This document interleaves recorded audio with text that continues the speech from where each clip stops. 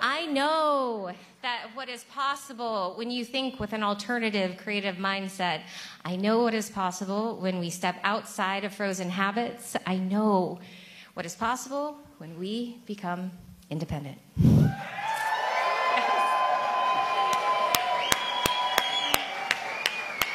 So I'm really happy right now to welcome this wonderful man on stage. So let's welcome him now, folks. Please welcome our next president, Robert F. Kennedy, Jr.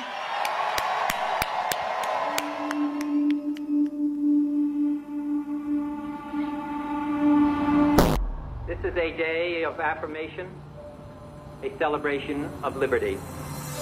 We stand here in the name of freedom. We are committed to peaceful and nonviolent change. We must recognize the full human equality of all of our people, not just to those of a particular religion, not just to those of a particular race, not just to the wealthy, but to all of the people. We must do it for the single and fundamental reason that it is the right thing to do.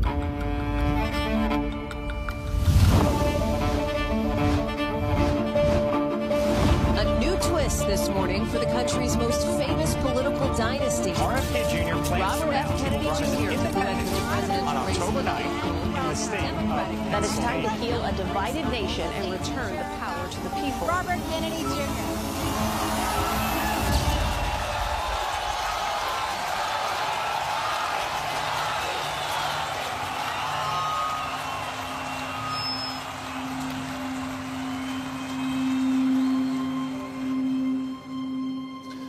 We are told today that our nation is hopelessly divided. But I found something different as I travel this country. I have witnessed an upwelling of optimism that I've never seen before. Something is stirring in us that says it doesn't have to be this way. And so I've come here today to declare our independence from the tyranny of corruption, which robs us of affordable lives, our belief in the future, and our respect for each other. But to do that, I must first declare my own independence. Independence from the Democratic Party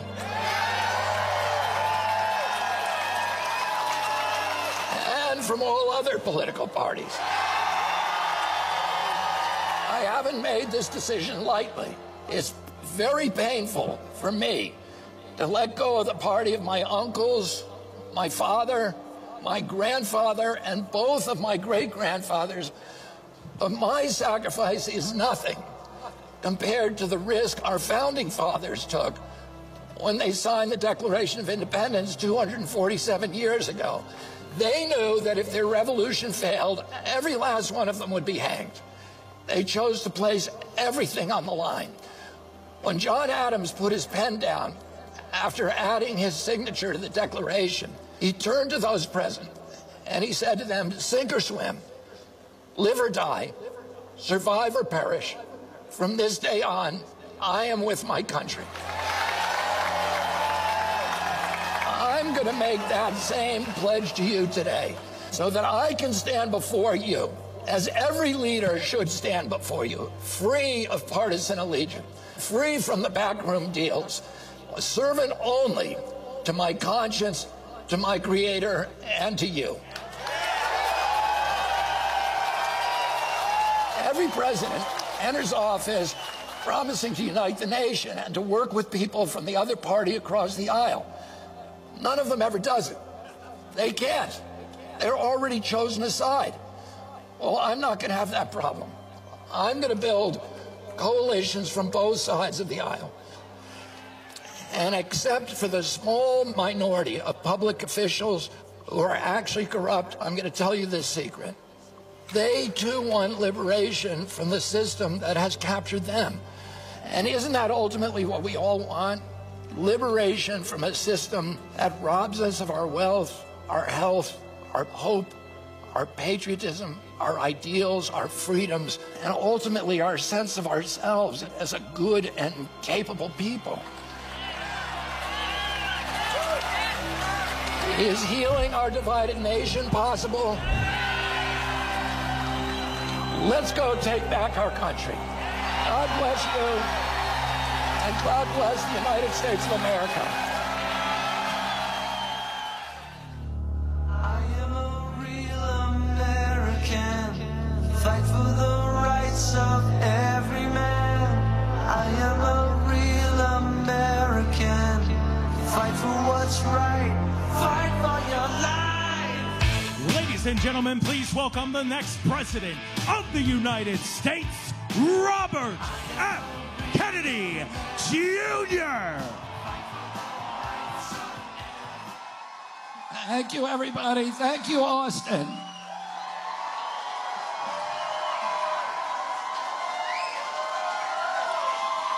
I want to start by thanking some of the people who appeared here today. Jonathan Moody for his music, Jessica Sutta, J.P. Sears, who my brother, who was side by side the entire COVID pandemic, one of the few people who remained funny during the pandemic.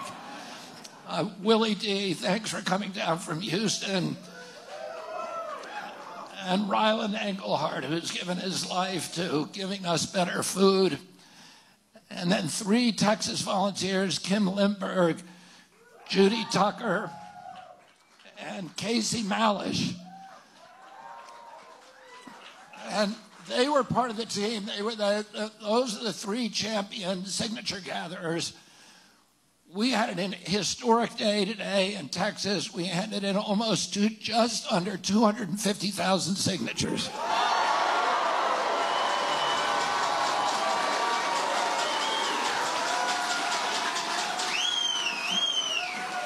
That's more than any presidential candidacy in the history of Texas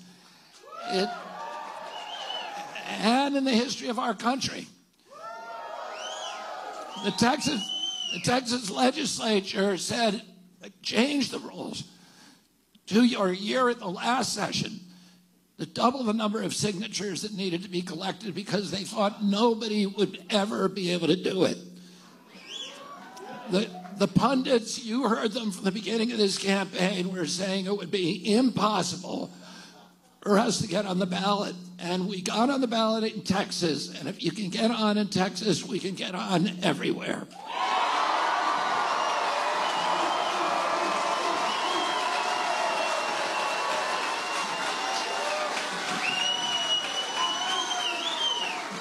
Texas only gave us 45 days to collect 113,000 signatures. We got more than double that.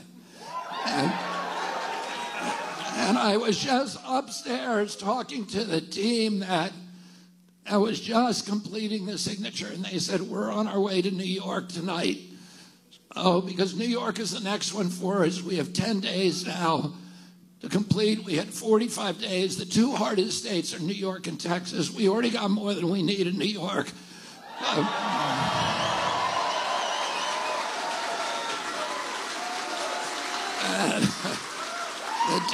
The DNC has done everything in their power to stop us, and they'll continue to do that, but we are going to get on the ballot in every single state, and I want to thank all of you who are part of this.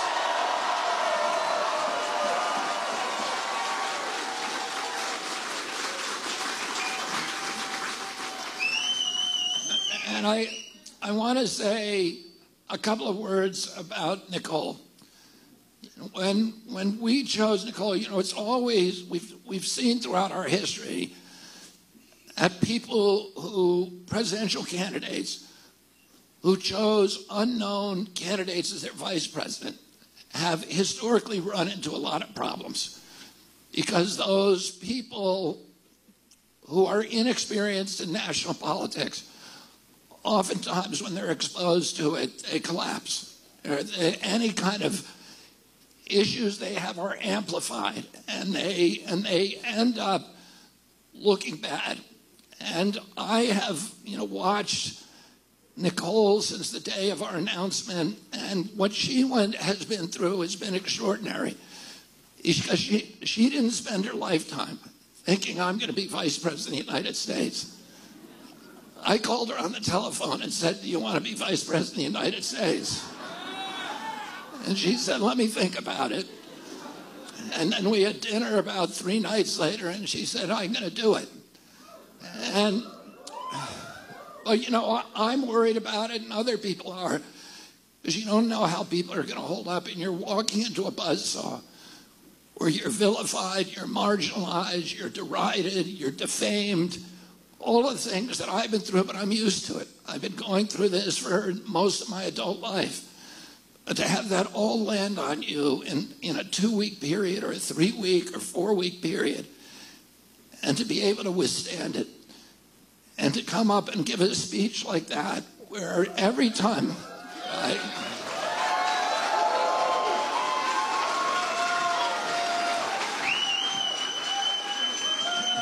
and every time I see her speak, I fall a little bit more in love with her.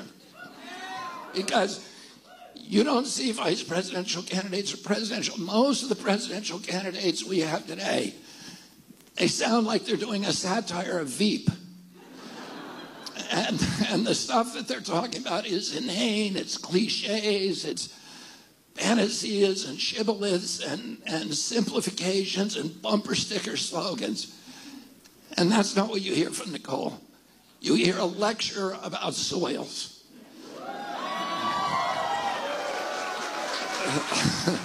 There's no political scientist in the world that would tell you you got to do a lecture on the soils. They'll love it.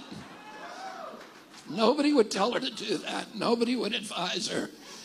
And yet she does it, and, you know, we all love her because we see the authenticity, we see the integrity, we see the compassion for other people, for the creatures with whom we share this planet. And you don't hear that from our political leaders. You don't hear that we're all part of a giant family and that the microbes are part of it. The soil is part of it. The plants are part of it. And that's what we need if we're going to start healing this country.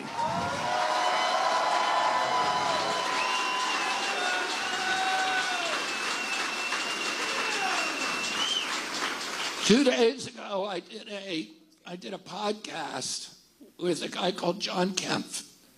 And he's a podcaster himself, but he's a young Amish farmer.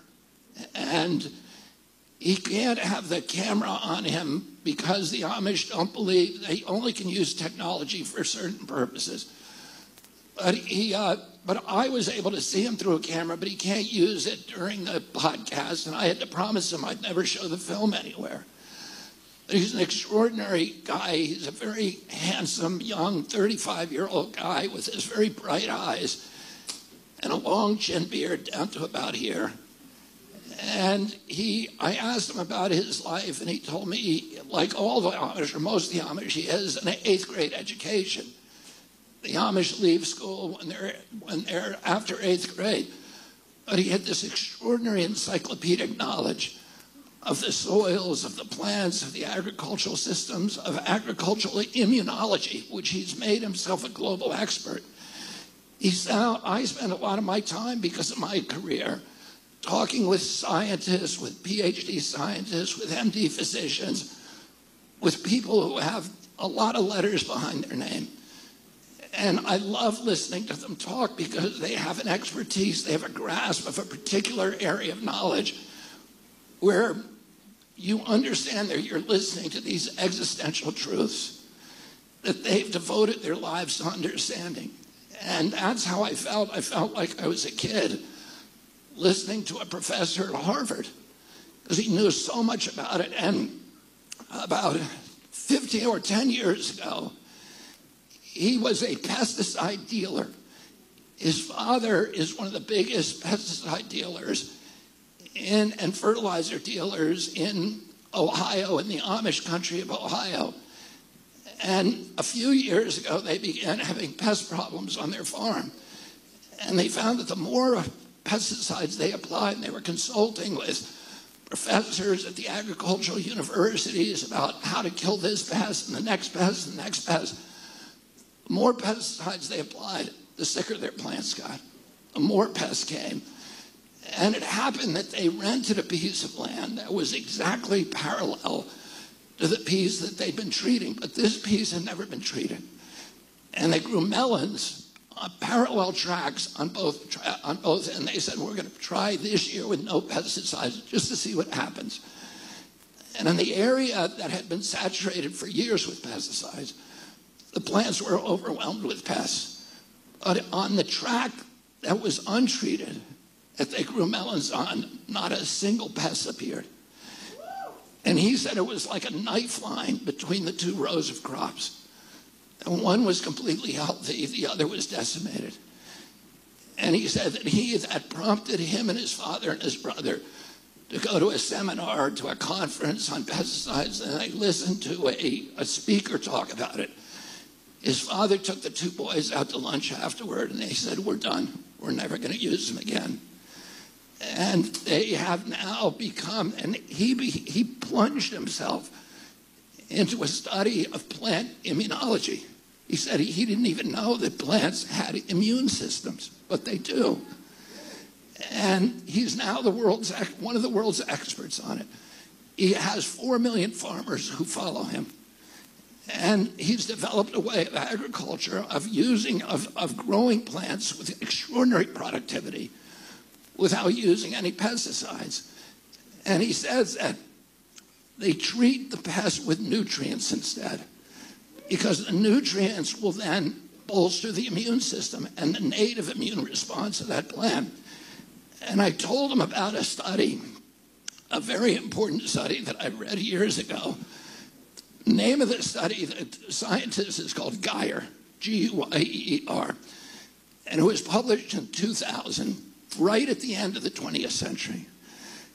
And it was CDC-funded study. It was done by CDC scientists, NIH scientists, and scientists from Johns Hopkins. And they were looking at the decline in infectious disease mortalities in our country between 1900 and 2000, when there was an 80% decline in mortalities. The diseases themselves did not disappear. People were still getting measles, pertussis, tetanus, cholera, all these different diseases, but they were no longer killing people. The infectious mortality of measles was 10,000 people a year in 1900. But by 1963, it was 400 a year, and almost all of the people who were infected were malnourished. They were mainly black kids from the Mississippi Delta. And what this study found is that all medical interventions, vaccines, antibiotics, and surgeries had almost nothing to do. They found less than 3% impact on the decline in mortalities. The decline they attributed to the bolstering of immune systems, the constructions of roads that allowed oranges to be brought from the south during the wintertime so people could eat them, refrigerators that allowed good fresh food to be in people's kitchens, the sewage treatment plants, the water plants, so clean water, nutrition, sanitation, the things that give us good immune systems. And it was the same lesson. We need to start bolstering our immune systems, bolstering the things that God gave us, the soils.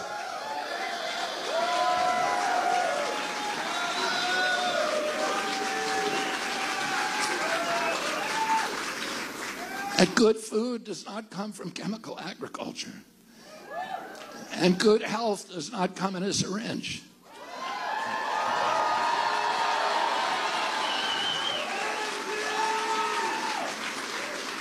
And we are a sick country today. When my uncle was president, 6% of American kids had chronic disease. Today, 60% do. And it's the biggest issue. It's $4.3 trillion, 5 times our defense budget. We're spending 2 or 3 times per capita more than Europeans spend. And yet we have the worst health outcomes in the world. The more we spend on medicine, the unhealthier we get. But what is it that is causing us not to see that? What is it that's causing us to constantly feed this beast that is making us more and more sick all the time? It's a corrupt political system. It's the subversion of our democracy. And don't you want a healthy country?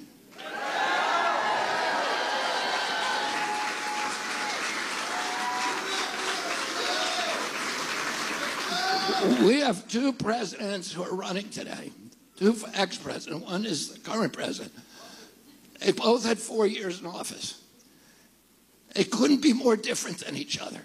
If you look at their personalities, their dispositions, how they relate to the world, the ideology that drives them, that they articulate all the time, they couldn't be more different.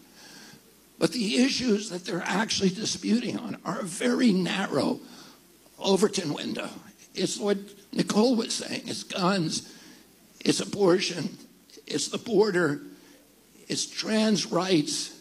These issues that are all important, but none of them are existential. None of them are the issues that really matter to you, to me, to our children. The issues that really matter, they never talk about. Nicole said they're starting a little to talk about it because our campaign is forcing them to do it.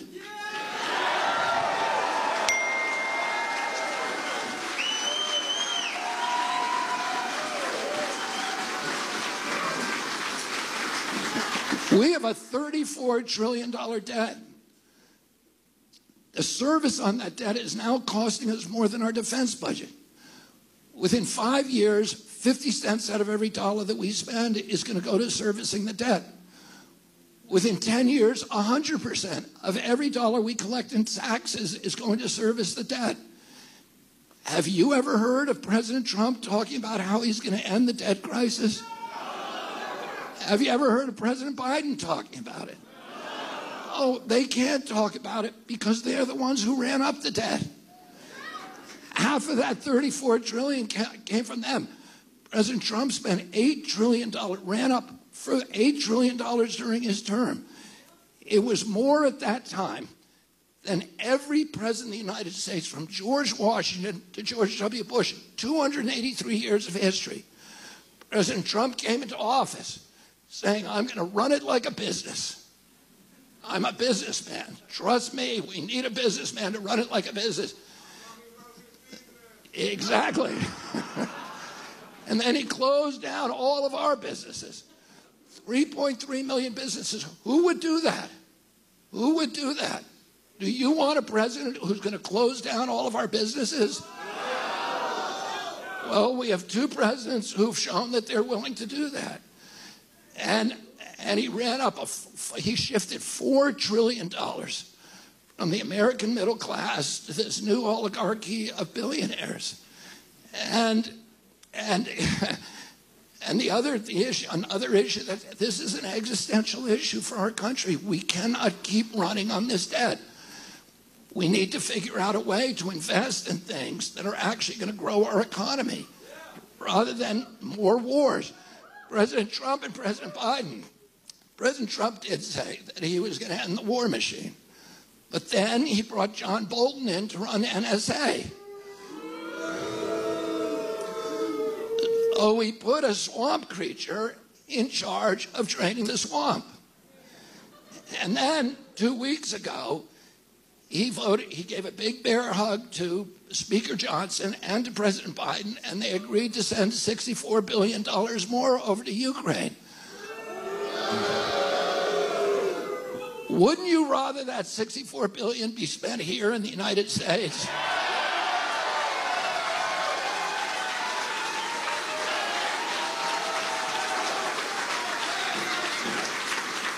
Don't we need that country? Don't we need that money here in our country to improve our schools, to improve our healthcare system, to figure out ways to end this mental health epidemic that is destroying our children? Last year, we had the highest suicide rate in our history. We had the highest cancer rate in our history. We have the highest heart disease rate. It's not just chronic disease. It's not just the neurological disorders. that are afflicting our kids, the autism that's gone 1 in 10,000 in my generation and 70-year-old men today, to 1 in every 22 boys in my kids' generation, 1 in every 34 kids. It's not just the obesity epidemic. It's not just the allergy, the food allergies, the autoimmune diseases like juvenile diabetes that are devastating this generation. It's all these other injuries that are making our kids and our people sicker and sicker and sicker. Have you ever heard President Trump talk about how he's going to end the chronic disease epidemic? No. Don't you want a president who's going to be thinking about those things?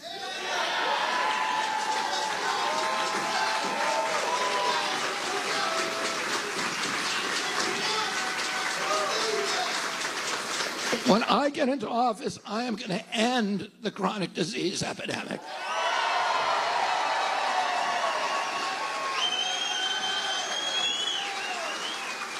It's one of the reasons I asked Nicole to be my vice president, because she spent her lifetime thinking about it. She understands it. We need a government that is making this our priority in this country, to give us a generation now of healthy children.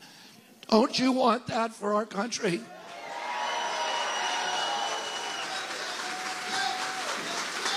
And don't we want to end the lying by our government?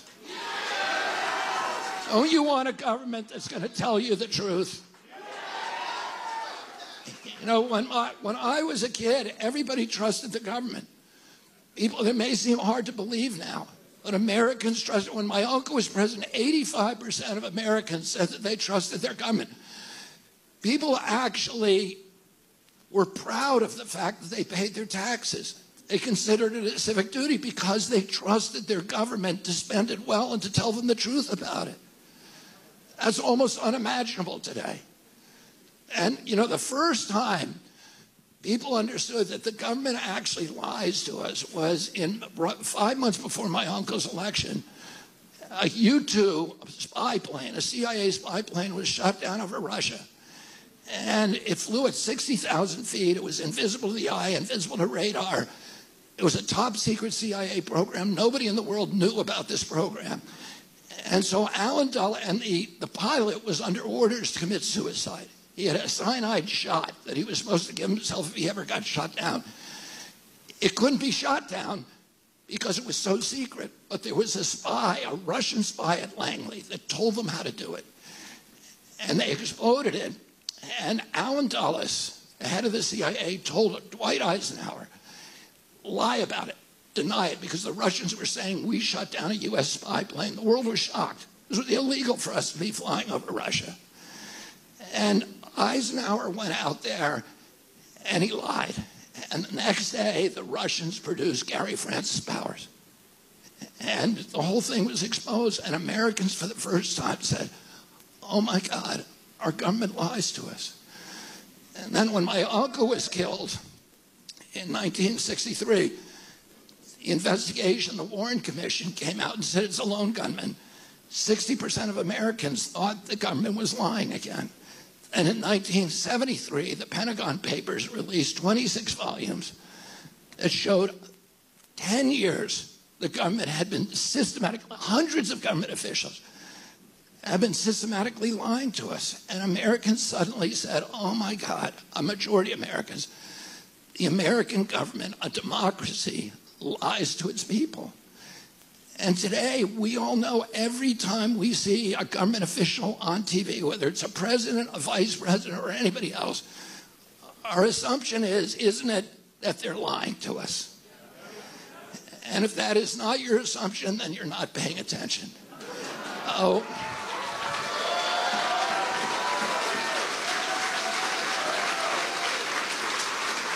A lot of times, reporters will say to me, you know, you're telling Americans not to trust their government. If you get the presidency and no American trusts you, how are you going to govern? And I say to them, because I'm going to make the government trustworthy.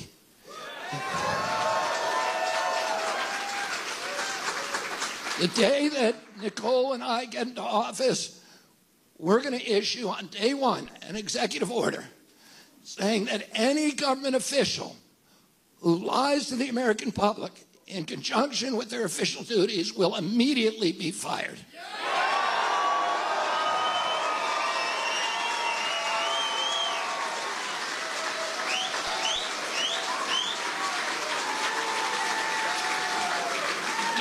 Don't you want a president who's going to not lie to you no matter what?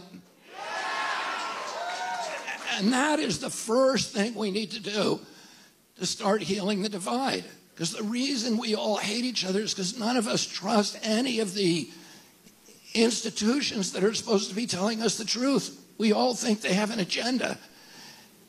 And it's either a Democratic agenda or a Republican agenda. We don't trust the enforcement agencies anymore because they're lying to us and they're taking sides. We don't trust the press anymore.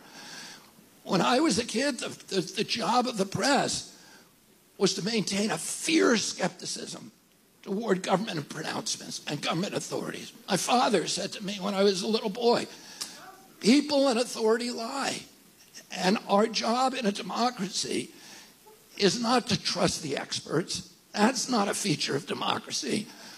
Our job is to respect people in power who are leading us, but to always question what they say to us. That is the job of a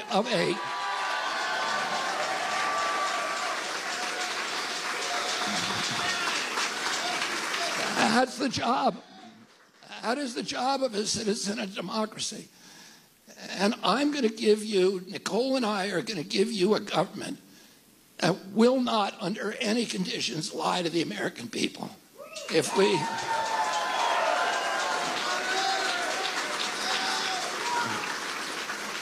We're going to tell Americans things they don't want to hear. We're going to tell you whatever we're going to operate transparently because that's what we need in a democracy. We're going to put all of our budget on blockchain so every American can read it 24 hours a day.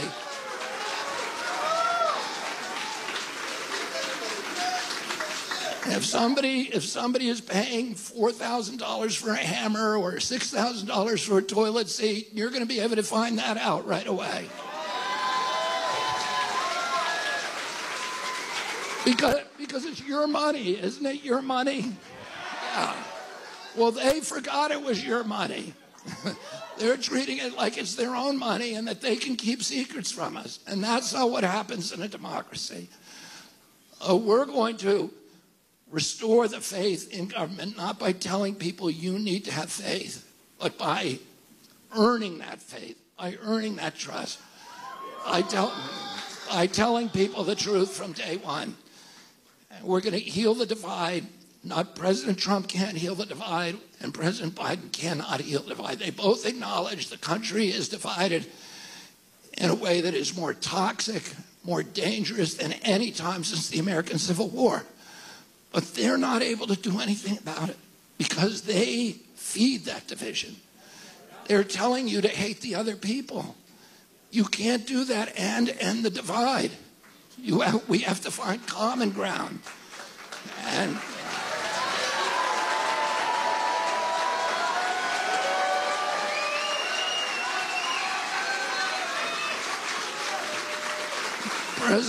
President Trump and President Biden are the products of that division, of that toxicity, of that hatred. And if we want to have more of the same, you should vote for President Biden or President Trump because you already know what you're going to get. You're going to get more of the same. They've already shown you what they're going to do in 4 years. If you want another 4 years of that, you should vote for them. If Nicole and I get into office, everything is going to change. Everything.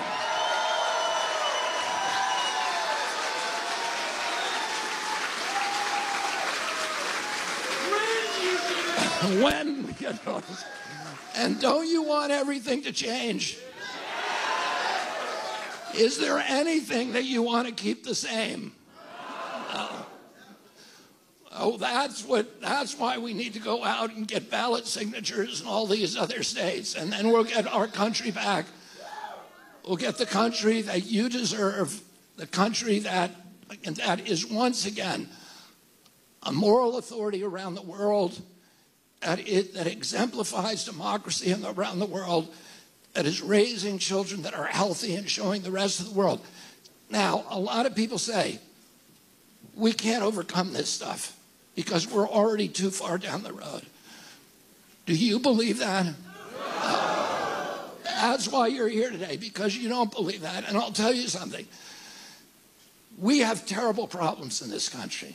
We have an economic crisis, but we also have the greatest class of entrepreneurs of any country in the world. And politicians always say that kind of thing about their country. You know, we're the greatest. Nobody's seen anything like us. And in fact, if you talk to people in Europe or Latin America or Africa and Asia, they'll say, despite all of America's problems, we still have this entrepreneurial spirit and an entrepreneurial class like no other in the world, and people who really believe that they can achieve new things and that they're not locked into systems. We have that, and we're seeing it all over our country today. So we have the capacity to rebuild our economy. We have the sickest country in the world, the sickest. We have the highest disease burden of any chronic disease. During COVID, we had 16% of the COVID deaths. We only have 4.2% of the world's population. So I don't know why people are getting awards for this. We literally had the worst record of any nation in the world. And CDC says, well, it's not our fault. It's because Americans are so sick. Yeah. So we have the highest neurological disorders. CDC said the average American who died from COVID had 3.8 chronic diseases. So they had obesity, they had asthma, they had give me another one, diabetes, right? And one other thing. So, and that's why they died. So nobody has chronic disease like us, and we are the sickest country in the world, but we also have the best physicians in the world. These new alternative medicine physicians and functional medicine physicians.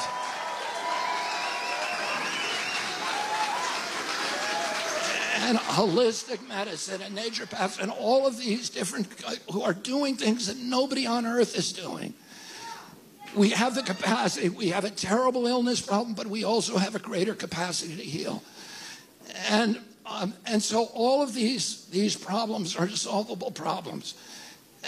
But we need somebody. We need a leader who will be able to summon the best and the brightest of Americans and put us on a new direction, an entirely new direction. If we vote for Trump or Biden, we're going to get the same thing. If you vote for Shanahan and Kennedy, you're going to get something altogether different. You're going to get healing.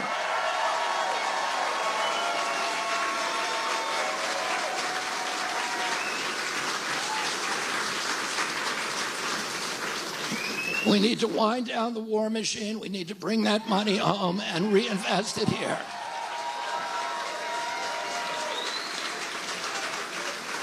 And we can't do that. We have the corporations against us. We have all of the institutions that they now control. The press, the regulatory agencies, Congress are all against us. But we have the people on our side. And we're going to go and we're going to take back our country. And I want to thank all of you. Thank you all for your commitment to our country, to this campaign. God bless you and God bless America. Thank you all very much.